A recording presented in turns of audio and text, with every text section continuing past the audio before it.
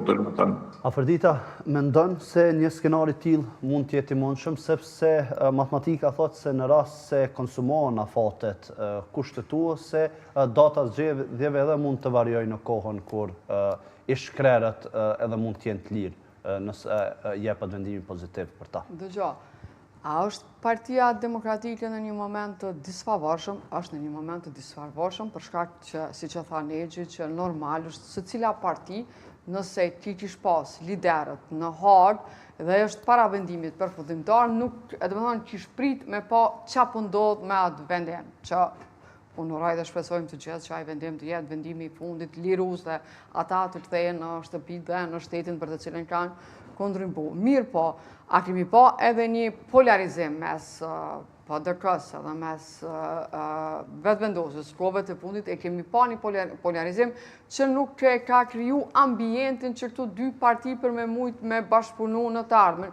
Ka shumë elemente, nuk vetëm elementi Sami Lushtak, por ka edhe elemente tjera që nuk janë kursy njerëz të vetëvendosjes krahashi Partisë Demokratike, pastaj është vetë Albin Kurti ai I cili ka thënë që Partia Demokratike e Kosovës ende nuk është reformuar, domethënë ende nuk janë të gatshëm me bashkëpunu. Pra ka edhe arsye tjera që këto dy parti ende nuk kanë arritë, të dy parti, nuk po flas vetëm për, po të dy partit ende nuk kanë arritë në nivelin që me bashkëpunu njëna me tjetrën.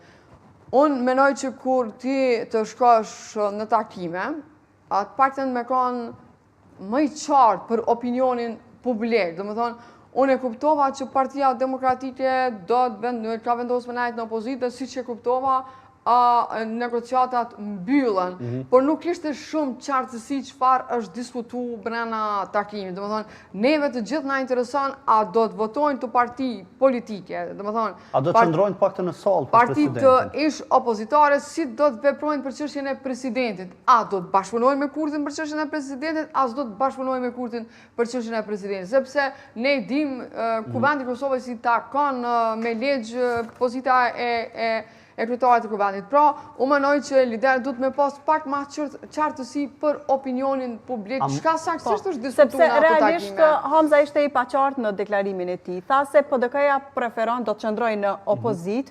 Për shkak të parimeve që I përmeni. Mirë po nuk foli fare për presidentin, nëse do të votojnë për kandidatin. Ajo që na intereson neve, unë paktën nuk arrita me marrë përgjigje.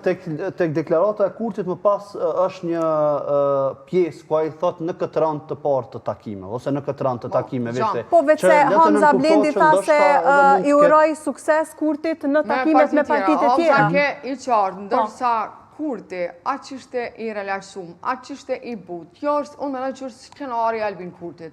Mu paraqit I but para opinionit publik, ja unë ja vdhash mundësinë I tira në takim, por këta nuk po dojnë, jo e pa që la hapësirë edhe për takime, ndërkohë që 20 minuta përpara Hamza tha që unë e mbylli, shkojmë në opozitë, suksese me parti tjera. Domethënë, ai e mbylli në anën tjetër Kurti folke për një mundësi të bashkëpunimit, për një mundësi të re. Domethënë, unë mendoj që ky është skenar dhe diskursi I Albin Kurtit më shumë që I flet elektoratit e vet, sepse ne po besoj që e kuptojmë tash se si vepron Albin Kurti, që si takime ne kemi pas edhe mas 28 dhjetor, të cilat nuk kanë prodhuar absolutisht kurrë.